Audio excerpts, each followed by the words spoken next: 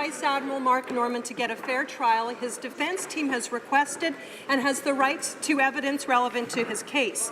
The evidence includes recordings of cabinet meetings where the shipbuilding contract was discussed. We know that cabinet meetings are recorded, and we know that the Prime Minister has the full legal authority to release those recordings.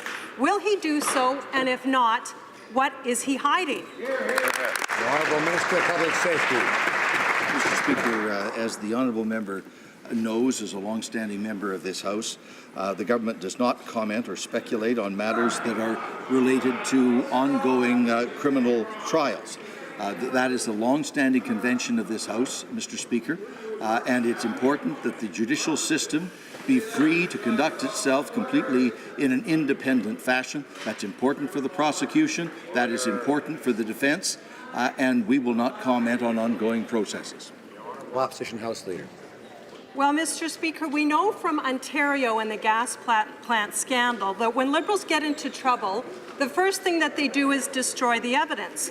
In fact, Ontario Liberals and former Premier Kathleen Wynne's office has been convicted and is going to jail for destroying records that implicated their government.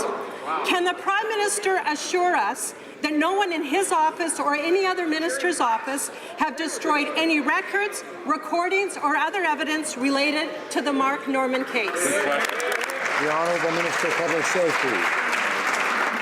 Mr. Speaker, let me refer to a document called the House of Commons Compendium of Procedure, which is in fact prepared by the distinguished table officers immediately before us. That compendium says this: members are expected to refrain from discussing matters actively before the courts or under judicial consideration in order to guard those involved in a court action or a judicial inquiry from any undue influence. End of quote. Those are the rules of the House of Commons. The Honourable Opposition House Leader. Mr. Speaker, we are not asking him anything about the case. We are asking about the activities within the Prime Minister's office and ministers' offices. Now, Mr. Speaker, it's very troubling that this minister refuses to answer whether or not the government has destroyed any records relevant to Vice Admiral Mark Norman's case. Now, maybe he was not expecting my question, and so I will ask him again. This is not about the case. This is about evidence, recordings, and data that the Prime Minister's office has access to and other ministers do. Can we be assured none of it has been destroyed? The Honourable Minister of Public Safety. Mr. Speaker, every member of the House can be assured that this government follows the law meticulously. The Honourable Member for Louis Saint Laurent. Mr. Speaker, the member should know that the rules have not been respected here. Vice Admiral Mark Norman served faultlessly, and currently he's facing a charge and a trial. All Canadians are entitled to a fair defence, and that means they need access to all the evidence. The Prime Minister has the evidence needed. Does he not wish for the Vice Admiral to have a full and complete defence? Mr. Speaker, we want every trial in Canada to be a fair trial. And indeed, that is assured by the very system that we have, where the prosecution is in the hands of the Independent Public Prosecution Service that is not directed by the government. And the defence is obviously in the hands of very capable defence counsel. They have the law before them. They have an independent court procedure before them, and Canadians can be assured that justice will be done and it will be seen to be done. Député de Louis Saint Laurent. Mr. Speaker, previously, the Prime Minister of Canada acted with dignity, and the current minister knows that very well. The Right Honourable Paul Martin, in 2004, made public evidence regarding the sponsorship scandal. Why did he do it? Because it was in Canada's interest as well as all Canadians. Could the current Prime Minister rise and say that he's going to act with the dignity required by his role and provide the evidence for a trial for Vice Admiral Norman? Mr. Speaker, once again, the opposition is inviting a commentary upon a judicial proceeding which is outstanding. That kind of commentary on the floor of the House of Commons is not permitted. It's obviously within the purview of the official opposition to try to politicize this process if they wish, but the fact of the matter is the rules of this House of Commons, as expressed in the House of Commons Compendium of Procedure, urges all members to guard against that by not violating the sub judice principle. Honorable député de Rimouski-Neigette, Mr. Speaker, an estimated 500,000 Canadians have a criminal record for simple possession of cannabis, which is now a perfectly legal substance. The Prime Minister acknowledged yesterday that a disproportionate number of marginalized people lived with the stigma of a criminal record and pledged that those records will, quote, not follow them for the rest of their lives. But they will. A pardon is like a Band-Aid covering a wound. It does not make it disappear. When will this government finally understand that the best solution, that the only solution, is expungement? Honourable Minister of Public Safety. Mr. Speaker, we are obviously deeply concerned about the disproportionate impacts of Canada's old cannabis laws. That's why we have repealed them. And we've replaced them with a new legal regime and strict regulations to better keep cannabis away from our kids and illegal profits away from organized crime. We are also advancing a new and far more effective pardon system for simple possession with no waiting period before eligibility and no fee for the express purpose of getting rid of the stigma. De Rimouski-Neigette, Doesn't do the job, Mr. Speaker. Ça sent l'improvisation à plein. It seems like they're improvising to me. Yesterday, the government had nothing ready, but still took the time to announce that there might be a bill upcoming to simplify requests for pardon. 500,000 people in Canada, disproportionately Black and Indigenous persons, have been convicted of possessing 30 grams of cannabis or less, and now they have a criminal record. What does the government have to say to these tens of thousands of people who are wondering why they're not going to use the simplest solution, and in our opinion, the only solution, expungement? Mr. Public Safety. Speaker, we share the concern about disproportionate impacts. That's why we are advancing a no-wait, no-fee pardon system to remove the stigma of those impacts. The expungement argument that the honourable gentleman makes, by contrast, expungement has been used exclusively and only to deal with those cases where the law itself was inherently discriminatory and a fundamental violation of human rights, as, for example, when the criminal code attacked people simply for being gay. Honorable député de Laurier-Sainte-Marie. Monsieur le Président, tout semble confirmer que... Mr. Speaker, everything seems to confirm that Saudi journalist Jamal Khashoggi was murdered at the behest of Saudi Arabia in the consulate in Istanbul. Stories in the Turkish newspapers are macabre and abominable. We hope that an investigation will be held by the United Nations to identify the real culprits of this horror. But when they will be identified, is the government ready to apply the Magnitsky Act? The Honourable Minister of Foreign Affairs. Thank you for the question. Mr. Speaker, as we have said with our G7 partners on Tuesday, we are very concerned by the disappearance of the reporter Jamal Khashoggi. We're working with our partners. Canada is president of the G7 right now. Everyone responsible for the situation must be held accountable. That's very important. We support the requests for an in-depth investigation. Laurier-Sainte-Marie. Mr. Speaker, the reported murder of Jamal Khashoggi is the latest addition in a series of horrible acts by Saudi Arabia. The war in Yemen is bringing famine to millions and is rife with war crimes. Attacks on journalism, democracy, and basic human rights should trigger consequences. But the Minister of Foreign Affairs this morning said that honoring Canada's arms deal with Saudi Arabia was more important than honoring human rights. Does the minister really think that that's what Canadians want? Honourable Minister of Foreign Affairs.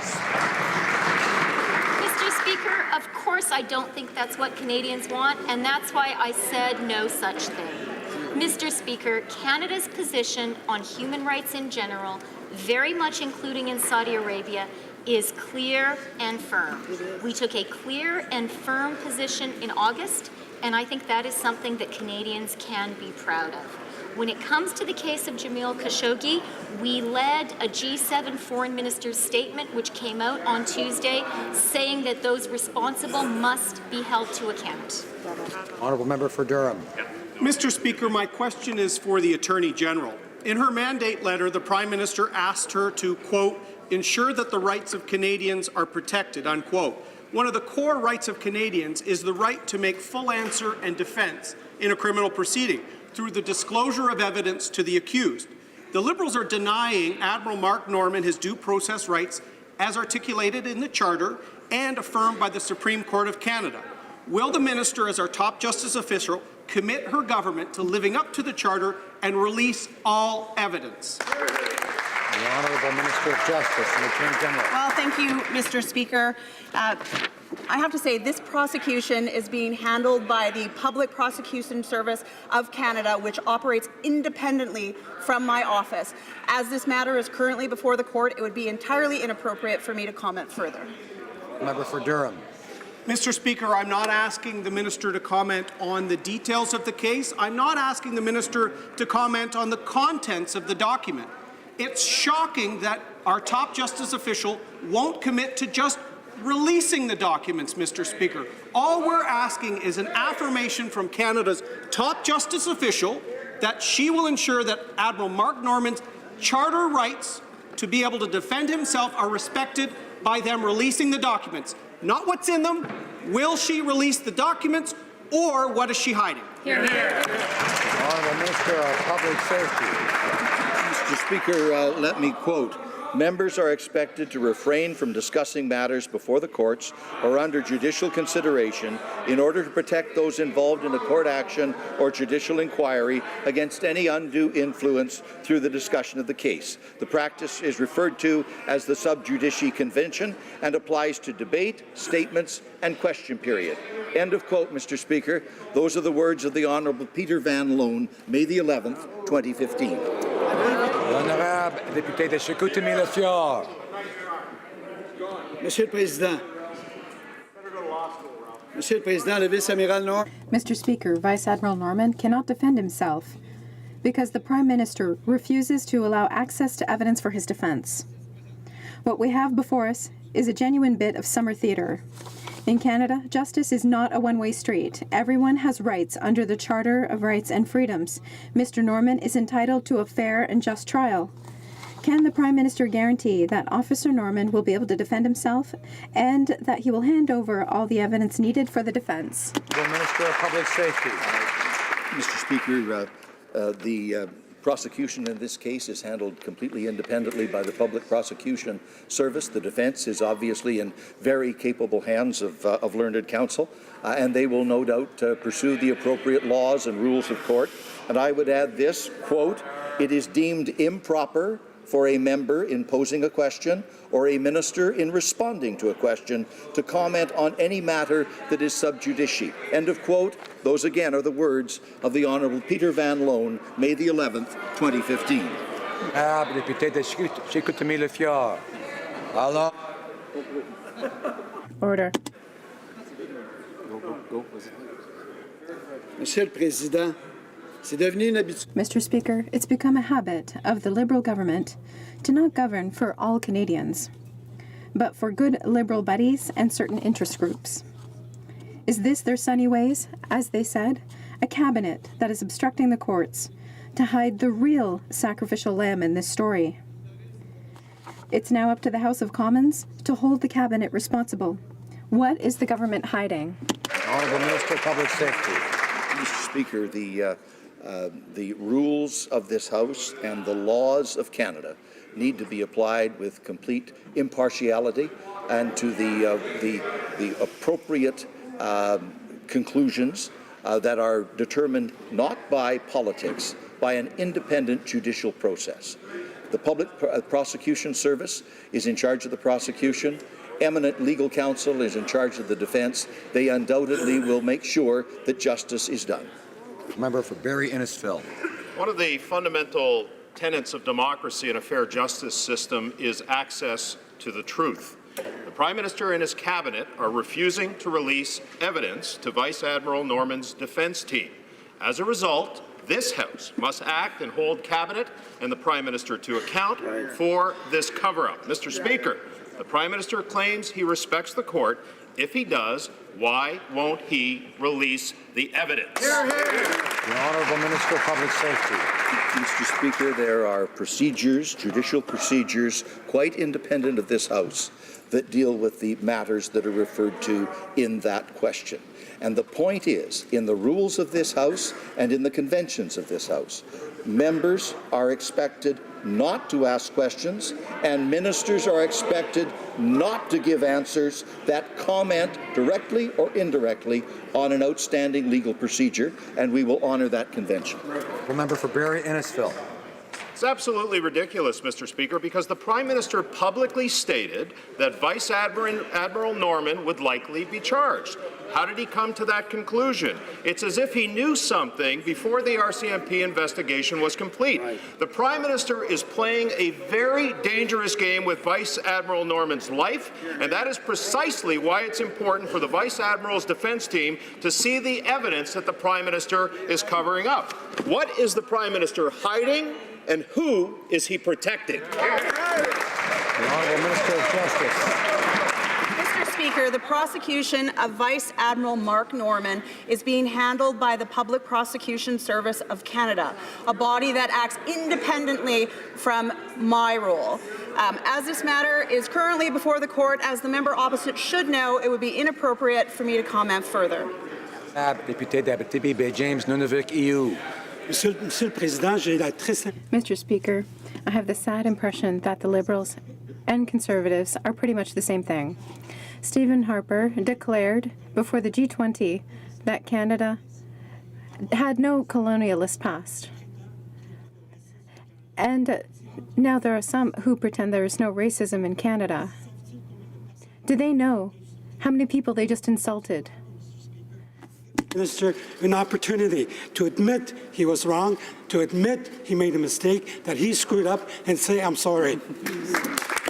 The Parliamentary Secretary to the Minister of Heritage. Mr. Speaker, Canadians understand that diversity is our strength. While we have much to celebrate, we know that there are still real challenges for many people in this country. Throughout our history, there are people and communities, particularly Indigenous peoples, who have experienced systemic racism, oppression, and discrimination, preventing them from fully participating in society. We know that these experiences are a reality for many, and we can and we must do better. This is why our government is engaging around communities and experts to modernize our approach and to take action on this real important issue. Thank you, Mr. Speaker. Honourable member for Saskatoon West. Mr. Speaker, 2 years ago, the government announced a ban on asbestos with 4 different ministers. They know who they are. Yet today, one of those 4 ministers is announcing watered-down regulations that fly in the face of science. And the science is crystal clear. There is no safe level of exposure to asbestos. Asbestos is the greatest industrial killer of all time. So why has this government chosen to leave Canadian workers and their families exposed? The Honourable Minister of Environment. Thank you, Mr. Speaker. I was delighted today to announce that by December 31st, we will have that ban on asbestos. This has been a long time coming. It is extremely important. We are committed to the health of Canadians and tackling pollution of all kinds, from pollution that causes climate change to pollution that is causing cancers like asbestos. I would like to quote from the head of the Canadian Labour Congress, Hassan Youssef. We're extremely happy that this meets our expectations in terms of what we wanted to see in the regulations, especially families who have lost loved ones over the last many decades in this country to asbestos. Member for Selkirk, Interlake, Eastman. Mr. Speaker, yesterday the Prime Minister refused to answer questions about Vice Admiral Mark Norman's case 24 times. The Prime Minister refused to explain why he's obstructing justice, and he refuses to hand over the evidence that Vice Admiral Norman needs to defend himself. Mr. Speaker, on Tuesday, the President of the Treasury Board said his only contact with Irving was being copied on a letter. Will the President of the Treasury Board tell this House how many times he's met with representatives from Irving? Honourable Minister of Public Safety. Once again, Mr. Speaker, the opposition, in their political enthusiasm, are obviously inviting the government and ministers in the government to comment on matters that are presently before the courts. They may try to camouflage that reality, Mr. Speaker, but that's in fact the case. And we have the procedural documents produced by the table officers of the House, as well as former distinguished members of this House like Mr. Van Loan, saying that that is improper and outside the rules of this House.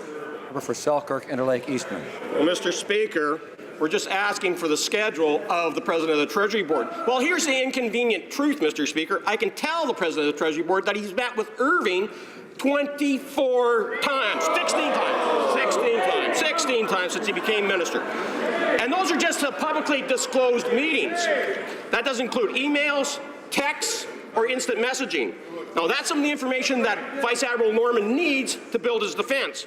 Now, why won't the Liberals release this information? What are they trying to hide, and who are they trying to protect? Honourable Minister of Public Safety. Mr. Speaker, the confusion inherent in that question demonstrates exactly why this House has a rule and a convention that says that matters of this nature are dealt with through proper, independent legal procedures and not through the political process in the House. That's why Minister Van Loan at the time was absolutely correct in saying a minister in responding to a question shall not comment on any matter that is sub judice. The Honourable Member for Aurora, Oak Ridges, Richmond Hill. Well, thank you, Mr. Speaker. The independent judicial system requires evidence, and it's this government that is responsible for producing that evidence. The Prime Minister promised Canadians a transparent, accountable, and open government. But that's not what they've delivered. Instead, the Liberals are using political games to hide the truth. And in the case of Vice Admiral Norman, the Liberals are refusing to release critical evidence central to his defense. Can the Prime Minister honour his commitment to be open, transparent, honour our judicial system and rule of law, and release the evidence? Honourable Minister of Justice. Well, thank you, Mr. Speaker. I can say that I have a very clear understanding of the importance of the independence of the judicial system. As I have stated, this prosecution, the prosecution of Vice Admiral Norman, is being handled by the Public Prosecution Service of Canada, a body that is independent from my office, the Office of the Attorney General. It would be entirely inappropriate to comment on this matter because it is before the courts.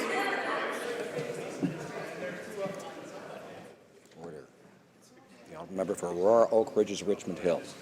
Thank you, Mr. Speaker. We're not asking for any questioning of the independent system. What we're asking for is for the government, whose responsibility it is, to provide the documents to be able to have an evidence trial. Prosecution of Admiral Norman has been politically motivated from the start, and the Prime Minister is hiding evidence and refuses to release it, jeopardizing his right to a fair trial. The evidence will reveal the truth. Who is the Prime Minister protecting? What is he hiding? If he has nothing to hide, why won't you release the evidence? The Honourable Minister of Justice. Mr. Speaker, I'll say it again. This prosecution is being handled by the Public Prosecution Service of Canada, which is a body that is independent from the Office of the Attorney General. As this matter is before the courts, we will not, and it is not appropriate to comment further. The Honourable Member for Courtenay, Alberni. Mr. Speaker, the Liberals confused Canadians yesterday when they said they were moving forward with lowering interchange fees for small businesses because their so-called agreement with Visa and MasterCard is entirely voluntary and even still only reduces rates by 0.1%. Small businesses in Canada were expecting more and are calling on the Liberal government. Their plan, they're saying it's extremely underwhelming. The NDP is calling for the government to cap merchant fees at 1% to help small businesses save up to $1 billion a year. So will the Liberals cap merchant fees at 1%, or will they continue to side with the big banks? Minister of Small Business. Mr. Speaker, small businesses are the backbone of our economy. That is why our government has worked with credit card companies so that they would lower the rates for small businesses. We're very proud of the work that we have been doing. This is going to save small businesses $7,500 a year. We will always work hard for small businesses, and we will keep doing that. The honourable member for St. Hyacinthe Bagot. Mr. Speaker, a report the Liberals Commission calls for a complete overhaul of EI. The Liberals and Conservatives before them repeatedly slashed EI, cutting holes in the social security net for the unemployed or ill. Now that their own report reaches the same conclusion we've been talking about for years, when will the minister finally give EI a full overhaul? The Honourable Parliamentary Secretary. The government has worked exclusively on making sure EI was more accessible, more fair, and delivered to people in a timely way so that their benefits were received to support them as they move between jobs. We have been working on EI reform, as I said, to make sure that we have more generous benefits as well, to make sure seasonal gappers and people in the seasonal industries are taken care of, to make sure maternity leave and sick leave is also addressed. EI reform continues to be one of our priorities. We continue to move forward on this. We received the report and we're reporting back on further developments as they are developed. The London North Centre. Honourable member for London North Centre. Along our country's trade with the United States through the Detroit-Windsor corridor has been limited by a lack of capacity. With only one bridge that is privately owned, the flow of people and goods has not been as efficient as they could and should be. My constituents and all Southern Ontarians know this firsthand, Mr. Speaker. Can the Minister of Infrastructure and Communities please update this House on the steps the government has taken to change this? Thank you very much. Mr. Speaker, I want to thank the member from London North Centre for his great question and obviously for his good work on behalf of all Southern Ontarians. After many years of discussion and planning, our government is proud to have officially broken ground on the Gordie Howe International Bridge project. With 30% of all Canada-US trade flowing across this corridor each and every single day, it is vital to have two crossings and to finally have highway-to-highway connectivity. The Gordie Howe International Bill will be a great achievement for Canada and something all members of this House should be very proud, Mr. The honourable member for Charlebourg, Haute-Saint-Charles. Mr. Speaker, Canadians see that the Prime Minister is sympathetic towards ISIS fighters, but here on this side of the House we condemn their heinous deeds and take seriously the threat they pose. Like rats abandoning a sinking ship, these traitors are coming back to Canada and want to make us believe they've seen the light. Can the Prime Minister put an end to this circus and start taking serious steps to deal with these cowards and prosecute them to the full extent of the law if they come back to Canada? Have abandoned Canadian democracy to travel to a war zone and engage with vicious terrorists need to take the full responsibility for their criminal conduct.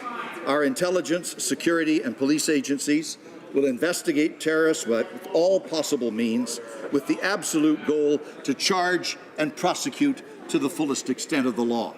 Thus far, under our government, we have charged 4, convicted 2, 2 are outstanding. Under the previous government, there were no such charges. The honourable member for Charlebourg, Haute-Saint-Charles.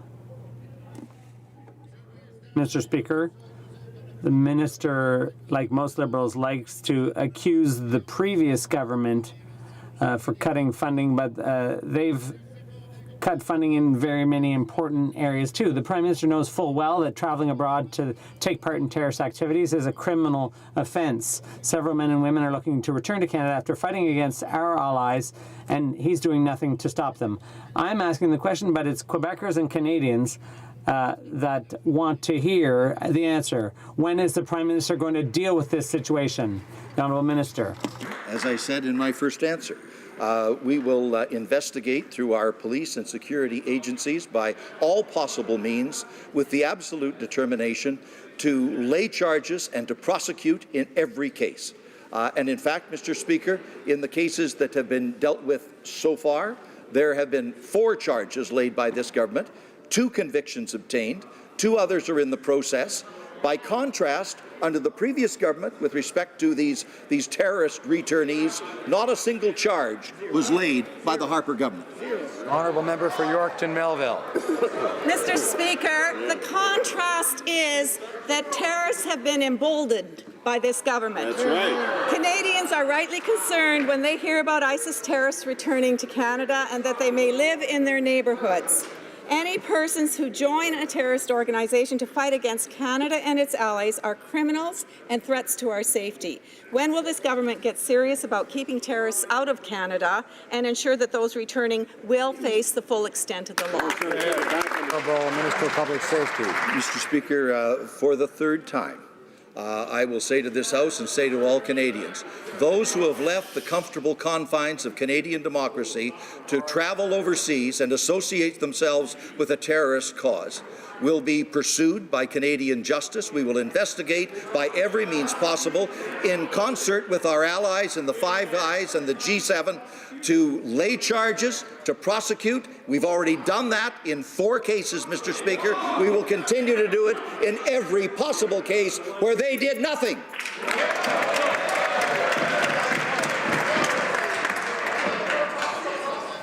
Order. Order.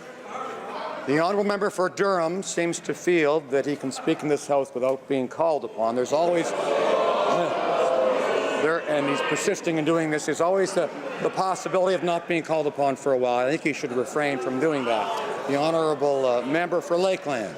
Mr. Speaker, the bottom line is that Canadians want to know that their government will protect them and will put their safety first. But the reality is that the Liberals have given $10.5 million to a terrorist, and they proactively welcome and facilitate terrorists coming back to Canada. That's the fact. So Canadians actually want to know that terrorists will end up in jail, not walking on our streets and living in our communities. So can the Liberals assure Canadians that terrorists will end up behind bars if the Liberals bring them back to Canada? The Honourable Minister of Public Safety. Mr. Speaker, we have not offered to repatriate anyone.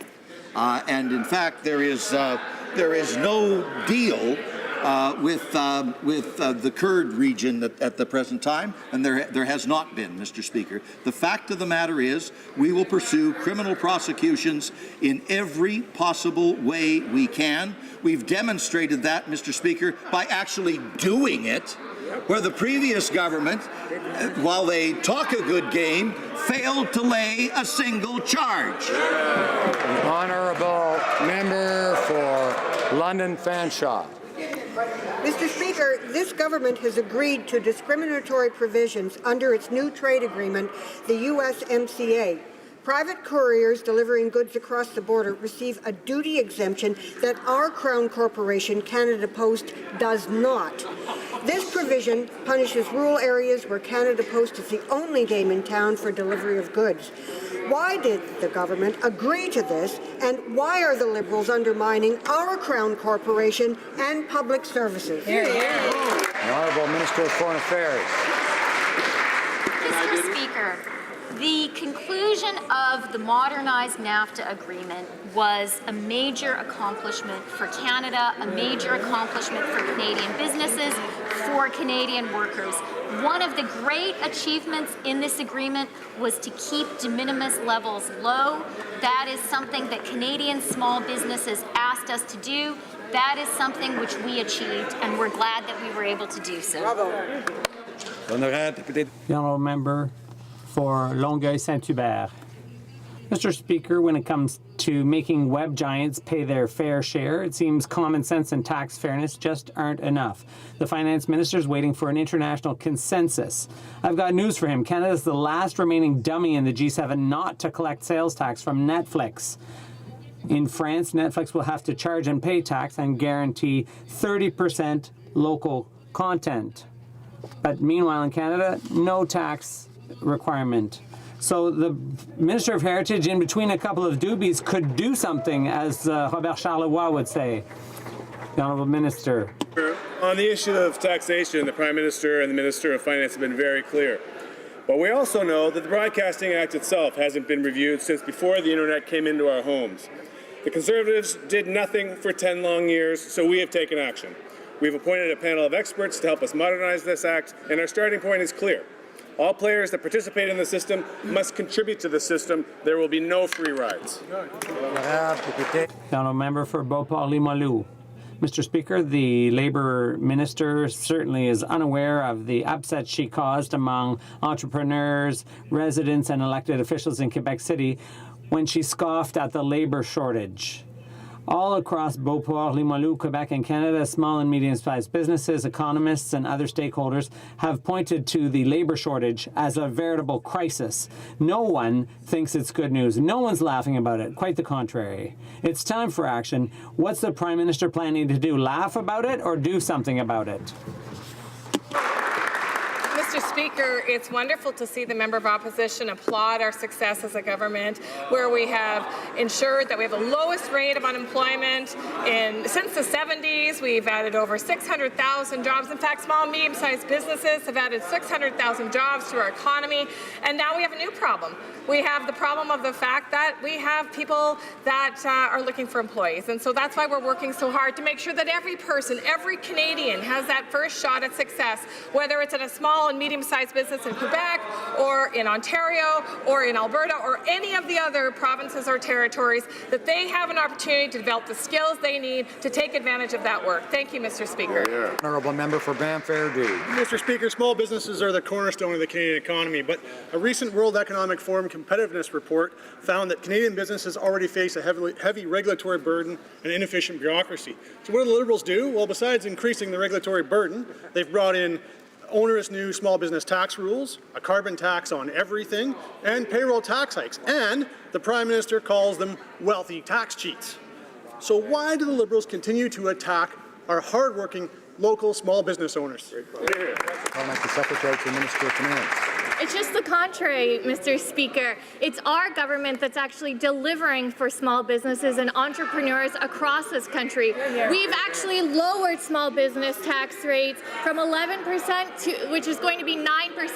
We didn't just talk about it, Mr. Speaker, we're doing it. And because of that, we've seen that over the last 6 quarters, we've seen investment in business in Canada grow by 8%.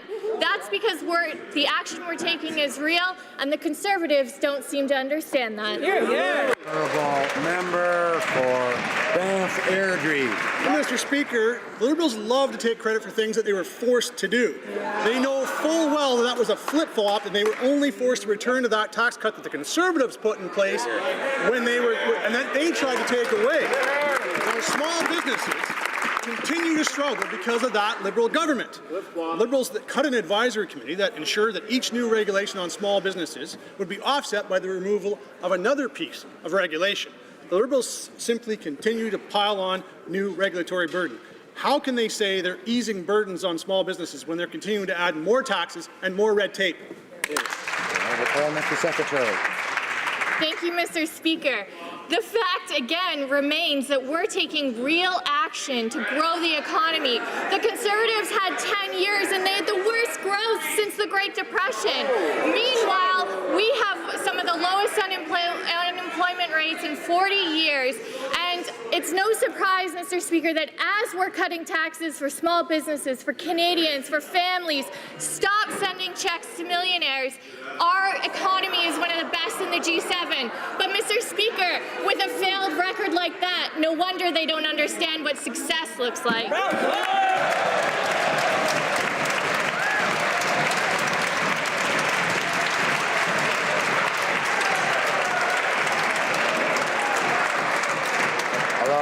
Honorable député. The honourable member.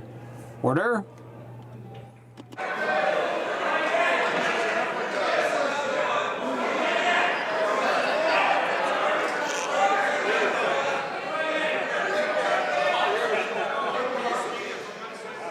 Honorable député de Brossard, Saint-Lambert. The honourable member for Brossard, Saint-Lambert. Mr. Speaker, Canadians are entitled to high-quality, timely and efficient services. Our government has undertaken to modernize CRA's services to reflect Canadians' values and expectations. Can the Minister give us an update on the steps she has taken to provide Canadians with innovative digital services? The Honourable Minister. Mr. Speaker, I'd like to thank my colleague from Brossard Saint-Lambert for her excellent question. Our government has undertaken to give Canadians access to secure and practical e-services for tax filing, and that's precisely what we're doing. I'm proud to announce that CRA and the Tax Filer Empowerment Canada have signed a cooperation plan when it comes to digital services. This cooperation will enable us to improve our services to Canadians, particularly those living in remote or isolated areas, by providing them easier to use innovative digital services. Mr. Speaker, we support our women and men in uniform in whatever they're sent to do. The Liberals told Canadians that they were sent to Mali on a peacekeeping mission without debate, without a vote, and where there is no peace to keep. The head of the UN has said that the situation in Mali has sharply deteriorated.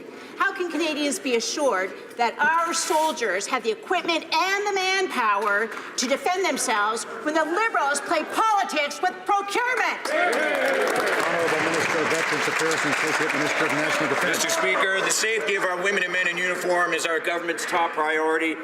We always try to mitigate as best as possible the level of risk our people face while on operations. We will always ensure our troops have the right training and the right equipment to carry out the missions that we send them on. Thank you, Mr. Speaker. Member for Nanaimo, Ladysmith. Order. Today, all the ministers responsible for status of women meet in Yukon. Tuesday, I called again for Liberals to walk the talk, finally end violence against women, and remove barriers to economic justice. Whether it's pay equity, childcare, or a national action plan, the Liberals have promised so much and delivered so little. Women fought in court to be called persons. They still fight in court for equality because this government won't legislate it. Time's up. When will the Liberals lock in equality? Secretary for the Status of Women. Mr. Speaker, we know that when we invest in women, we strengthen the economy for everyone. And that's why, Mr. Speaker, we're making Status of Women Canada a full department, why we've invested $40 billion in a national housing strategy, 25% of which will go towards women and their families, dedicated $7.5 billion for childcare, created a new parental sharing benefit, and, Mr. Speaker, are supporting women entrepreneurs and women in the trades. Mr. Speaker, investing in gender equality is not only the right thing to do, it's the smart thing to do. Hear, hear. Honourable member for Cumberland Colchester. Thank you very much, Mr. Speaker. As you well know, a few years ago, an American company decided to establish a large quarry in Nova Scotia. The quarry project was turned down by the federal and provincial governments because of environmental concerns. Then the American company sued the Canadian government for $500 million under the investor-state dispute settlement clause in the old NAFTA. Will the Minister of Foreign Affairs tell us if the new USMCA will stop those frivolous lawsuits against Canadians? Well, Minister. Mr. Speaker, I would be delighted to, but I want to start by thanking the member for Cumberland Colchester for his wisdom and the outstanding advice he gave me personally during the meeting.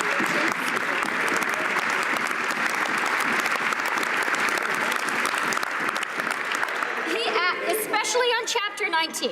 He asks an excellent question. ISDS is now removed from the new trade agreement between Canada and the United States, and that will save Canada from frivolous lawsuits like the one the member mentioned. Bravo. For Caribou, Prince George. Mr. Speaker, on March 25th of this year, Mia and Liam Terabici went on what was supposed to be just a quick trip with their father to Seattle. Instead, he abducted them to Beirut. He is now wanted on an international arrest warrant. The children's mother, Shelley Bayek, has tried to contact the Prime Minister and has received no answer. The PM, or the Prime Minister, can intervene and help bring these children home to their mum, but he refuses. Why? The Honourable Parliamentary Secretary. Thank you very much, Mr. Speaker. We're very much aware of that situation. Our hearts go out to the mother and her children.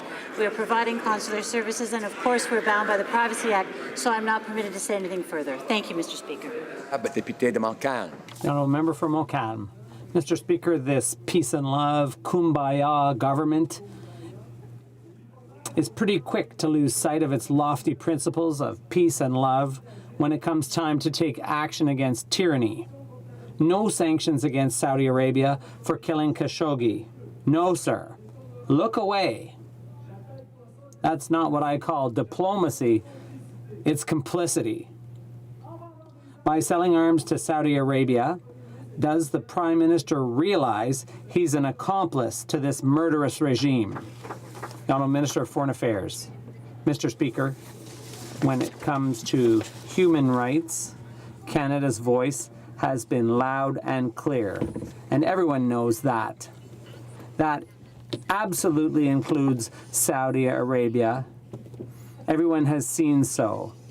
In the case of Mr. Khashoggi, we are working closely with our allies in the G7. Together, we spoke on Tuesday, and we said that an in-depth investigation was needed and that those responsible must take responsibility. The Honourable Member for Montcalm. Mr. Speaker, it's enough. It's time to draw the line between what's acceptable and what isn't.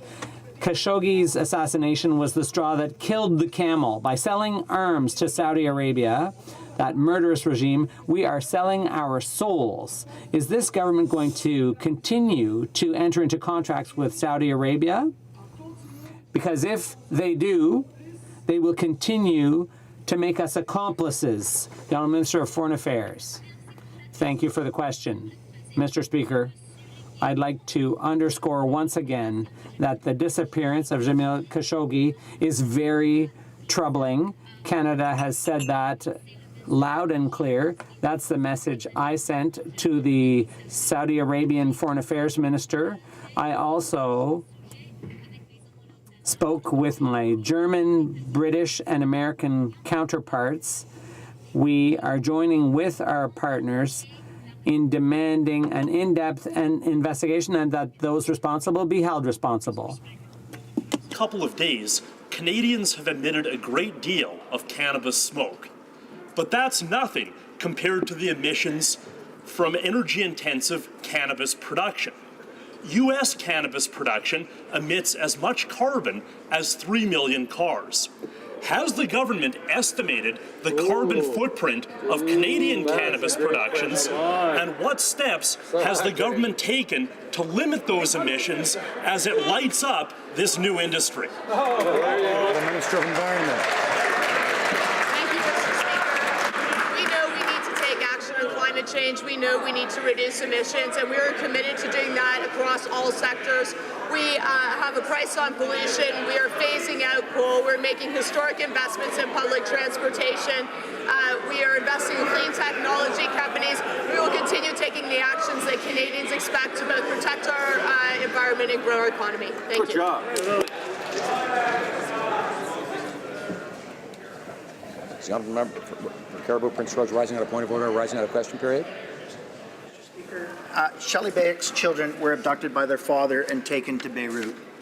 On September 14th, the Prime Minister received a petition of over 930 names of Canadians adding their voices to Shelley Bayek, imploring the Prime Minister to personally intervene and